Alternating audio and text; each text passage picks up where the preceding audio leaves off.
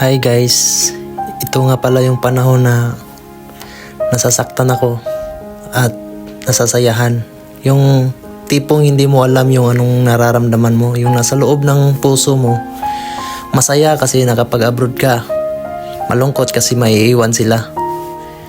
Alam mo yung tipong hindi mo masabi kung ano yung dapat. Ito yung pinakamasakit na nangyari sa buhay ko guys, pero masaya na rin. Masakit siya kasi maiiwan ko yung family ko. Pupunta na ako sa ibang bansa. Masakit siya kasi iiwan ko yung anak ko, maliit pa lang. Tapos di ko alam sa pag-uwi ko kung kailan, di rin nila alam. So syempre guys, masaya rin ako kasi makapag-provide ako sa family ko kung anong needs nila. Kung ano yung hihingi ng anak ko, may bibigay ko. Alam mo yung tipong dito yun ang lugar na masaya ka na malungkot ka. Kasi kita mo naman, yun o, ang anak ko sobrang liit pa, tapos iiwan ko na. Dahil lang nga sa kahirapan, kailangan nating mga ibang bansa para maibigay yung magandang buhay sa ating pamilya. At magandang buhay na rin para sa ating magulang na makasupport tayo sa kanila kasi ito nga, bumukod na tayo. Pero kailangan pa rin natin tumulong sa ating mga magulang kasi nga tayo yung paangat pa tapos sila patanda na. So kailangan natin tulungan yung mga magulang natin guys. Tapos yung anak natin, kung ano yung hinihingi, hingi dito, hingi dyan, hindi mo maibigay kasi wala kang saktong pondo. Kaya ito guys, nakapag-desisyon ako na mag-abroad. Masakit man, pero kailangan natin tiisin bilang isang OFW. Alam nyo yan guys, ito yung lugar na masaya at malungkot. So ayan nga guys, hanggang dito lang sila. So niyakap ko, hinalakan ko yung anak ko kasi mahaba pa yung panahon bago ako makauwi. Hindi ko alam kung kailan.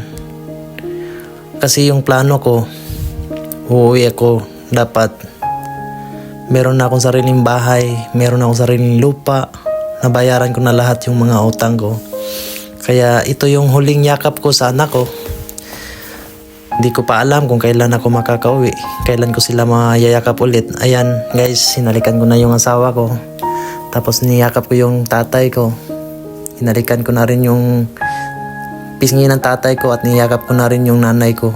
Sabay halik na rin. Tsaka yan nga guys, kumuha na ako sa cellphone ko para makapasok na tayo sa loob. So nandito kasi yung ticket ko. Nakabook lang po kasi ako sa online kaya yung ticket ko nasa cellphone lang. So ito yung need ng isang security na makita nila bago ako pumasok. So ayan na nga guys, malungkot yung anak ko, malungkot rin yung asawa ko kasi lalayo ako ng ilang taon. Di nila alam kung kailan ako uuwi. Di ko rin alam kung hanggang kailan ko kaya ang mga ibang bansa. So yun nga guys, sobrang nasasaktan ako.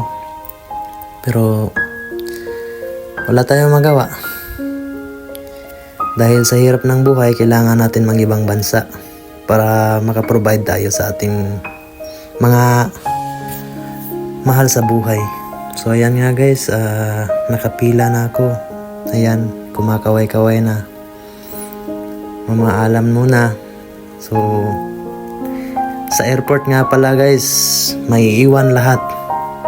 Maiiwan yung saya na alaala, malungkot na alaala. Maiiwan mo yung mga problema mo.